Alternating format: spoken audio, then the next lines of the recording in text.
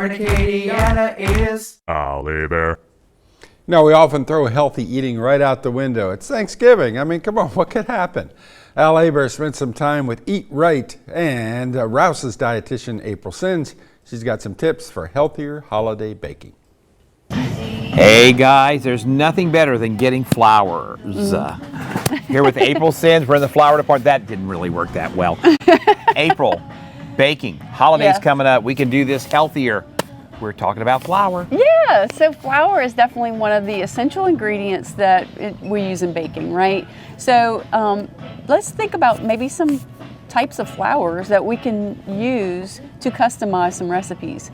So right now in your hand you have the whole wheat flour. Okay. Now one thing you could do to kind of boost up the nutrition is use some whole wheat flour. So if a recipe calls for a cup of white flour, you could do half whole wheat and half white, okay? So you're gonna make it 50% more nutritious by adding the whole wheat flour. Good idea, because whole wheat does kind of change the flavor, doesn't it? A little bit, but not, if you do a little half and half, you're not gonna really be able to tell. Yeah. But it's gonna be a little better for you. Oh, good. And then another thing too is almond flour. This has gained a lot of popularity. Oh, yeah. One thing that almond flour is kind of famous for is it's a lower carb option. So if you're baking lower carb, then almond flour is a good one to grab. Now, I wouldn't replace 100% of the flour with the almond flour. I'd do a half and half, just like I did with the other one. Regular flour plus the almond flour. Yeah. Just so that way to make sure that whenever you're baking, your product comes out similar to what you're expecting. Another thing you can add is called flaxseed meal, okay? So this is made from flax seeds ground up. And flaxseed meal, flax seeds are actually a source of omega-3 fatty acids, which are good for us.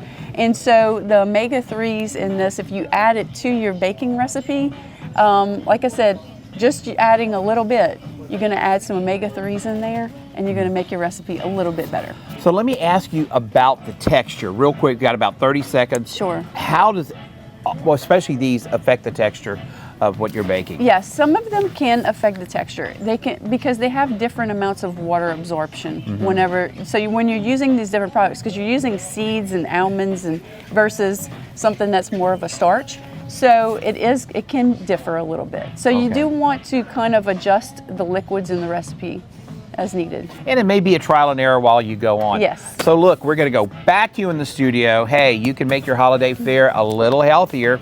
April's got the answers.